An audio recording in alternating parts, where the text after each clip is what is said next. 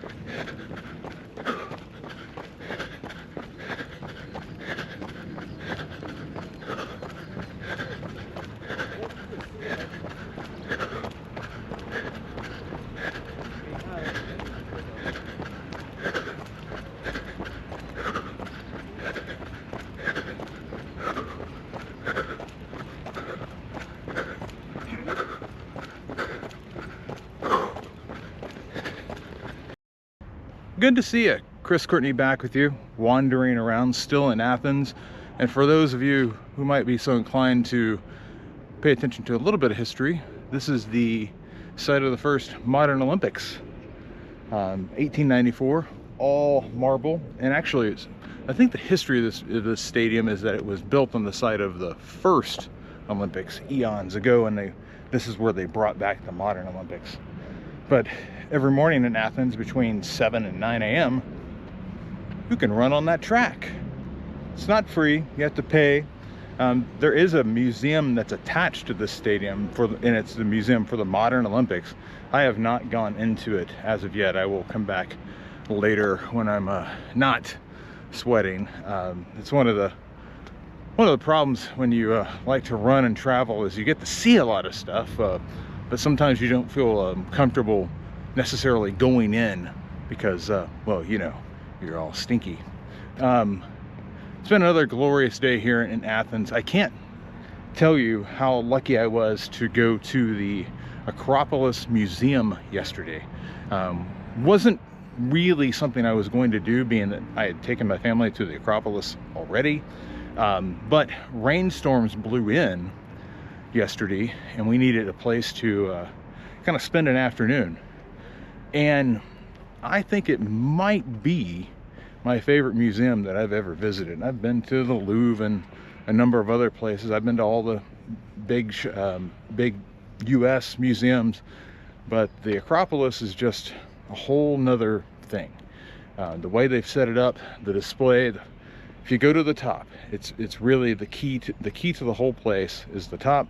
And unfortunately, because of just the way the timing worked out, we were unable to go to the bottom floor.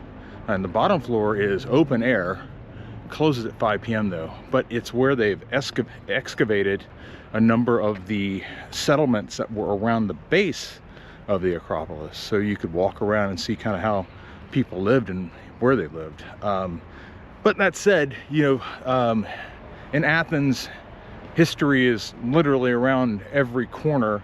I have been shocked at the sheer number of just random structures that you'll see. You'll be walking down the street and here's a Roman bath that we uncovered and it's next to a bus stop.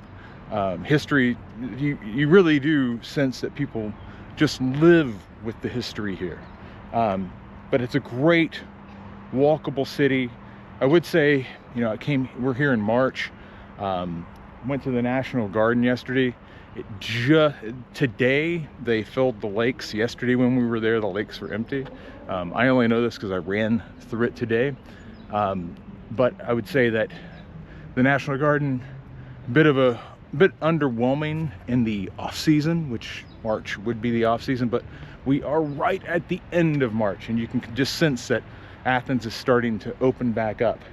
If you're here, know that the restaurants in Siri are all really just amazing.